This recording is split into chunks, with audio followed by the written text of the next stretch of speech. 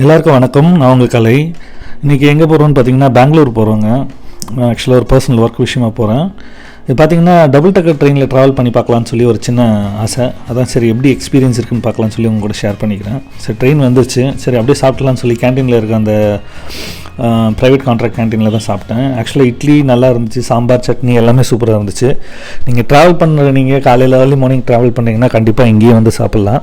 நல்லா சூப்பராக இருந்துச்சு. வாங்க ட்ரெயின் எப்படி இருக்குன்னு பார்க்கலாம். ஆக்சுவலாக ட்ரெயினுக்குள்ளே நுழைஞ்சோன்னா 2 கம்பார்ட்மெண்ட்டாக பிரிச்சிருக்கிறாங்க. மேலே அப்பர் டெக் ஒன்று, ஒரு லோயர் டெக் ஒன்று. அப்பர் டெக்கில் தான் நான் ஃபஸ்ட்டு உட்காந்தேன். இது பார்த்தீங்கன்னா ஒன்றும் பெரிய டிஃப்ரென்ஸ் இல்லை. ஒரு அடி ஹைட் இருந்துச்சு, மற்ற ட்ரெயின்லாம் மேலே இருந்துச்சு. ஆனால் லோவர் டெக் பார்த்தீங்கன்னா சூப்பராக இருந்துச்சு. நீங்கள் உட்காந்துருந்தீங்கன்னா அந்த பிளாட்ஃபார்ம் லெவலுக்கு தான் இருக்கீங்க. ஆக்சுவலாக பிளாட்ஃபார்ம் கீழே ட்ராவல் பண்ணுறீங்க நீங்கள். ஒரு சூப்பரான எக்ஸ்பீரியன்ஸாக இருந்துச்சு. அதுக்கப்புறம் ஆஸ் யூஷுவல் ட்ரெயினில் சாப்பிட்ற மாதிரி தான் எல்லாமேங்க. ஆனால் எதுவுமே நல்லா இல்லை.